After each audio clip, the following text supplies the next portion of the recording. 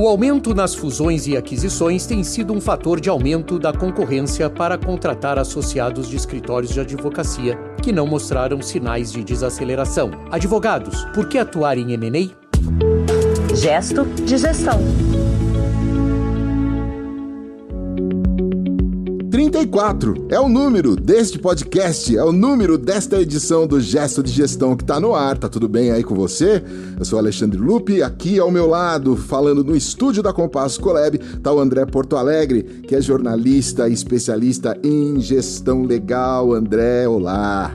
Olá, Lupe, olá, ouvintes. Lupe, você sabe que os ouvintes do Gesto de Gestão sugerem algumas pautas. Quero agradecer a todos que entram em contato conosco com sugestões sobre assuntos que podemos tratar nesse espaço. Faço isso porque isso também motiva, né? Motiva e faz com que a gente cada vez tente apurar melhor as informações, principalmente as informações internacionais, trazê-las para a realidade brasileira, que é o propósito. Eu gosto de lembrar qual é o propósito do nosso podcast, mas isso faz sempre lembrando que nós trazemos as informações de fora, contemporâneas, de fora do Brasil, adaptamos ela a uma linguagem, apesar da dificuldade de falar os nomes dos escritórios, adaptamos ela à realidade do mercado brasileiro exatamente para que sirva de exemplo. Esse é o nosso papel. Sim. O nosso papel é esse, foi sempre assim que nós nos posicionamos no mercado. Muito recentemente, Lupe, eu fui perguntado sobre o fenômeno mundial que é o crescimento das operações de aquisições e fusões que movimentam o mercado da advocacia. Segundo o The Global Legal Post,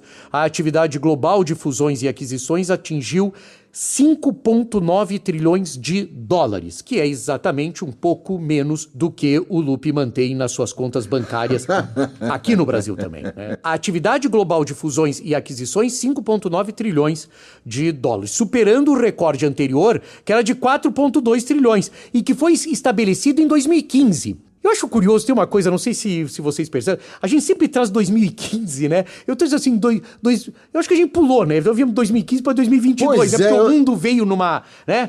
Nós também, Nós também, mas o mundo veio numa coisa que tudo foi grande em 2015, ficou pequeno, tá crescendo agora. Virou para 22. O boom nos negócios de fusões e aquisições ocorreu quando os mercados se recuperaram de uma desaceleração no primeiro semestre de 2020, com a incerteza em torno da pandemia. O total recorde do ano passado foi 64% superior ao valor dos negócios anunciados em 2020. Sullivan & Crowell é o 24º maior escritório do mundo em receita, com 1,5 bilhão de dólares e 808 advogados, liderou o ranking global de consultores jurídicos de M&A por valor de negócio em 2021. Ou seja, foi o escritório que mais fez M&A em valor de negócio. E observe que ele é o 24º maior escritório do mundo. Ele não é o primeiro. Em meio a um ano recorde para realização de negócios, de acordo com a revisão anual global da M&A Refinitiv. Eles aqui publicaram esse ranking onde Sullivan & Crowell está em primeiro lugar. O escritório de Wall Street assessorou 251 negócios no valor de mais de 662 bilhões, levando-o ao primeiro lugar, depois de ser o terceiro lugar em 2021. Vamos resumir essa história para ficar legal. É um mercado que está crescendo, não é a primeira vez que nós falamos disso no Gesto de Gestão, vale para o mercado brasileiro também. Há uma carência de advogados especializados em aquisições e fusões, ou seja, M&A, no mercado brasileiro. Está um mercado aquecido para isso. Os escritórios estão fazendo, podem não ser as grandes fusões, mas o mercado brasileiro é pródigo em pequenas e médias fusões, que são muito rentáveis para os escritórios de advocacia também. Esse é um fenômeno internacional, aconteceu nos Estados Unidos, nossos amigos aqui do Sullivan & Crowell, que é o 24º maior do mundo, liderou isso, e dos 5,9 trilhões, ele fez 662 bilhões, ou seja, esse escritório está numa ótima situação. Esse foi o resumo da ópera. Mas a gente não está falando de operações pequenas aí, há movimentos nesse sentido que envolvem grandes quantias, né? Não, você está certíssimo. Eu coloquei que o mercado brasileiro hoje se caracteriza porque senão os escritórios brasileiros só valorizam as grandes operações. Sim. E existem pequenas operações também, né? Sim. Que é o que a gente chama de fusões entre iguais. Quer dizer, nós estamos falando de grandes operações, sim, até pelos valores. Algumas das maiores transações de fusões e aquisições de 2021 contribuíram para esse topo no ranking, principalmente desse escritório do Sullivan Crowell, incluindo o acordo de 43 bilhões entre da AT&T, que é uma empresa de telecomunicação, para fundir a Warner Media com a Discovery, né? Olha só que 3 grandes negócios, né? E a aquisição de 31 bilhões de dólares pela Canadian Pacific Railway, da operadora ferroviária Kansas City Southern. Então, olha só, 2 grandes operações. Uma na área de mídia e entretenimento, né? AT&T, Warner Media e Discovery, né? Então, AT&T fazendo essa operação. E uma na área de infraestrutura, esporte ferroviário, né? O Atkins, segundo maior escritório do mundo em receita, com 4,3 bilhões de dólares e 2.850 advogados, também ficou em segundo lugar, olha só, Lupe, nas transações de M&A. Ele fez 943 negócios no valor de 604 bilhões. 943 negócios de M&A. Por isso é que tem 2.850 advogados. Né? Dá um trabalho do cão, né? E olha lá que não dá conta. Né? E esse é o segundo ano consecutivo que a banca, sediada em Los Angeles, conhecida internacionalmente, muito conhecida, termina nessa posição. Segundo Luke Bergstrom, que é co-presidente global de M&A do Latam Atkins, ele fala que vimos um fluxo de negócios sem precedentes em 2021 e esperamos ver isso continuar, pelo menos até meados de 22. Só para não deixar aqui, porque a gente sempre fala do Kirkland & Ellis, né, que é o primeiro escritório do mundo e tem sede em Chicago, né, e sempre a gente fala, 4,8 bilhões de dólares de receita, ele ficou em terceiro lugar. Então, olha só, o primeiro ficou em terceiro, o 28º ficou em primeiro e o segundo ficou em segundo mesmo, que estava de bom tamanho. Ele trabalhou em mais negócios, 977 negócios, mas o valor foi de 572. O Davis Polk ficou na 20ª posição e aí vem uma série de escritórios, se os nossos ouvintes depois quiserem, a gente pode até entrem em contato e a gente coloca... deixar na descrição, vou deixar na descrição do podcast. Pode ser lá embaixo, isso, né? Uma coisa que são os principais escritórios de advocacia. Bom, agora, André, isso é um fenômeno exclusivamente americano, assim, ou não? Não é. É um fenômeno mundial. O Freshfields, a gente até falou dele em alguns episódios anteriores, é um escritório britânico. Ele foi o não americano mais bem colocado. Ele é um grande escritório e ele ficou em 5º lugar em 2020, mas caiu para o 11º em 2021. Então, assim, não é um fenômeno. Os M&As não são fenômenos americanos. Os Estados Unidos lideram, mas, sob o ponto de vista dos escritórios, o primeiro não americano é um escritório britânico e ele ficou aí em 11º lugar. Ele assessorou 347. Você vê, enquanto alguns escritórios assessoravam 900, etc. Tal, ele assessorou 347 negócios no valor de 369 bilhões. Só a única curiosidade, né, é que esse escritório foi fundado em 1743, né? Eu sempre gosto, agora eu vou começar, porque eu sempre falo, você sabe, né, Luca, aqui no Gesto de Gestão, a gente tem 2 características, a gente cita o faturamento e o número de advogados. Eu vou começar a citar o ano de fundação, porque em 1743 esse escritório britânico já existia. E só de curiosidade, ele ocupa a 17ª posição no ranking mundial, tem 1.812 advogados. Poxa vida, eu não fazia ideia de uma data assim, de uma data de fundação assim. Aquela plataforma que avalia, né? Aquela plataforma que avalia... A Refinitiv, né? Refinitiv, que agora eu tô aqui porque a CEO continua lá. Você fez a até CEO pose agora. Refinitiv. Não, tem que fazer um negócio desse Refinitiv, né? A Refinitiv, que desde 2019, o curioso, e por isso é que ela é tão respeitada, é que ela é uma empresa do London Stock Exchange Group, ou seja, ela é uma empresa da Bolsa de Valores de Londres, né? Ela foi uma empresa comprada e um dos maiores fornecedores mundiais de dados e infraestrutura de mercados financeiros. Por isso é que ela forneceu, ela ampliou, isso é uma coisa curiosa também, né? Ela amplia suas informações de dados financeiros para os escritórios de advocacia, falando quais os escritórios que cresceram. Quer dizer, é um mercado muito amadurecido, é um mercado que tem na advocacia realmente um parceiro de negócios interessante. Eu acho que isso, né, Lupe? É interessante. Em suma, isso. É o que nos anima, né? A Refinitiv é uma empresa que atua, só para deixar todos os nossos ouvintes também, não tranquilos, mas para saberem aonde podem recorrer a esse tipo de informação, né? Mais de 40 mil clientes, 400 mil usuários em 190 países. E fornece informações, insights, tecnologias que permitem que esses clientes executem decisões críticas de investimento, negociação, risco, e risco com confiança, né? Estou colocando isso, Lupe, porque acho interessante a gente sempre ter as fontes daquilo que a gente... É uma baita fonte, né, André? Que a gente traz e salientando essa questão do M&A como uma grande atividade da advocacia. Mas aí eu te falo, mundial, tá? Então, inclusive, sim, a empresa que faz isso não é uma empresa americana, é uma não americana, é uma empresa britânica. Legal, você me respondeu a minha pergunta lá sobre se é um fenômeno americano. Não, você já deixou isso bem claro. Agora eu queria saber se há uma concentração de segmentos econômicos que lideram esse movimento das fusões. Sim. Há numa leitura também globalizada disso, né? Obviamente estão acontecendo fusões em todos os lugares do mundo com todas as características, mas você tem uma recorrência maior e esses casos maiores, essa recorrência de grandes casos se dá em algumas áreas, né? Setores como tecnologia, financeiro, industrial e de energia foram os responsáveis por uma grande parte do volume de M&A, né?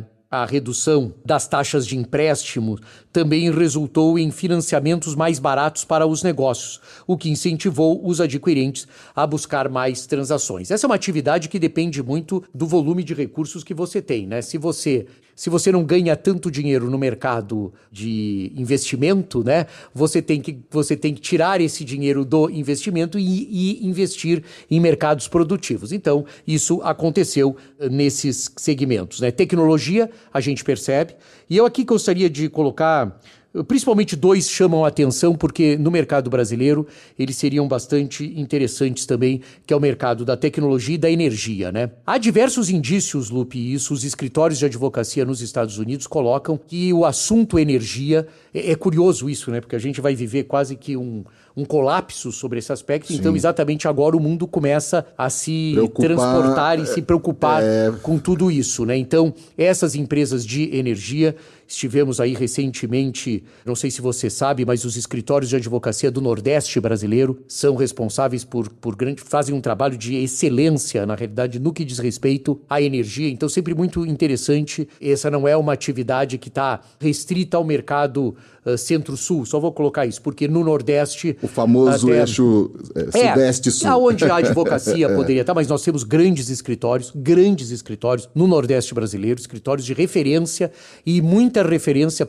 com uma formação e uma excelência de entrega de serviço assim tremenda, e muitos desses escritórios estão trabalhando hoje na questão de energia. Então, acho que cabe aqui uma atenção especial sobre isso. Até porque hoje eu ia fazer a brincadeira do Brasil, né? Mas aí você já entrou nela e eu gostei disso, porque essa própria plataforma, a Refinitiv, certo? Sim. Ela divulga aí a realidade brasileira, né? Sim, né? Sim, muito.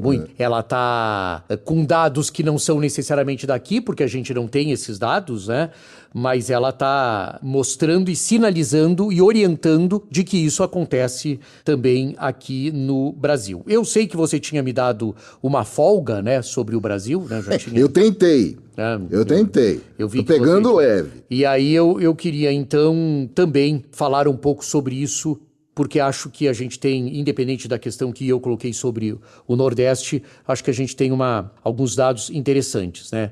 Em janeiro, Lupe, o Valor Invest, que é uma plataforma ligada ao jornal Valor Econômico, divulgou a realidade brasileira. O número de transações de fusões e aquisições no Brasil, confirmando então o que estávamos falando em 2021, aumentou 51% em relação a 2020 e foi para 2.560 negócios, né?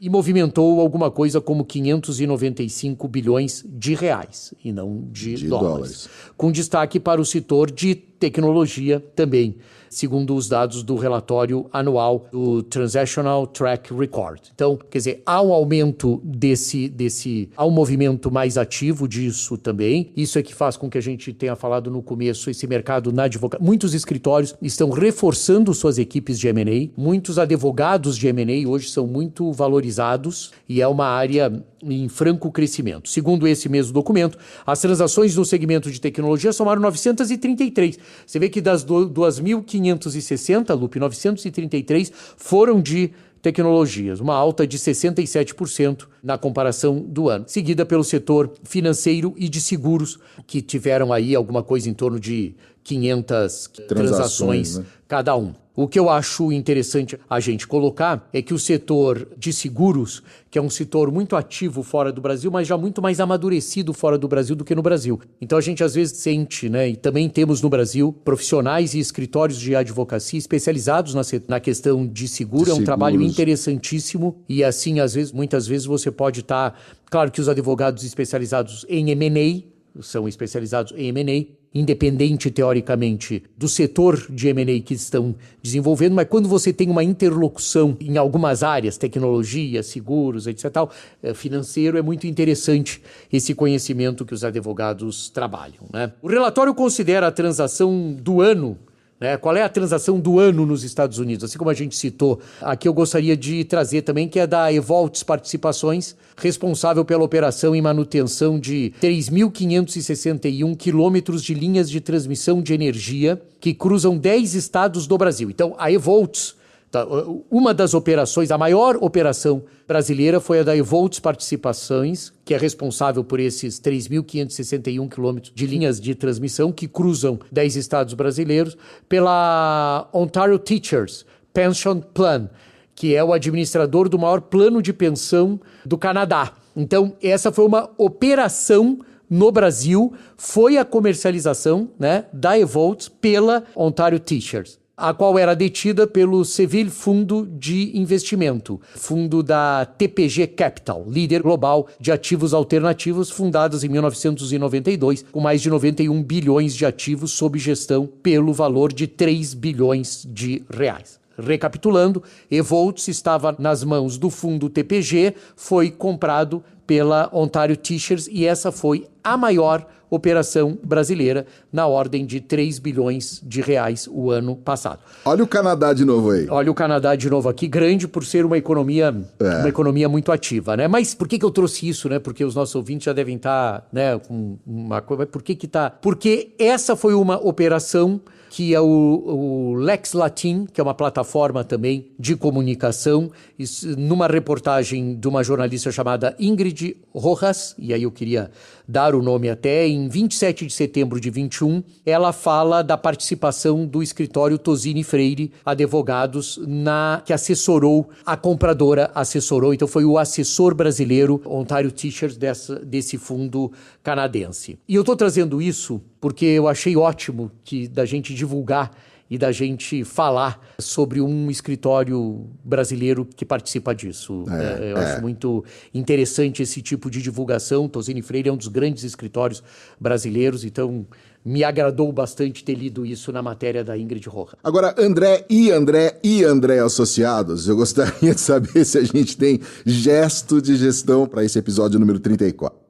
Eu acho que sim. E eu queria pegar esse gancho dessa nossa última fala, porque eu acho bastante interessante, né? Eu queria reforçar esse registro que fez parte da apuração das informações para esse episódio de hoje, né? Foi muito gratificante, Lupe, ver o nome do escritório brasileiro com tanta tradição e qualidade como o Tosini Freire, já falei isso, mas eu queria dizer ainda que, assim, né, foi mais gratificante ainda, foi localizar em documentos absolutamente públicos os nomes dos advogados e associados no projeto. Nós aqui, Lupe, só para falar para os nossos ouvintes, nós optamos em não divulgar porque essas advogadas e advogados podem ser facilmente localizados em registros da operação.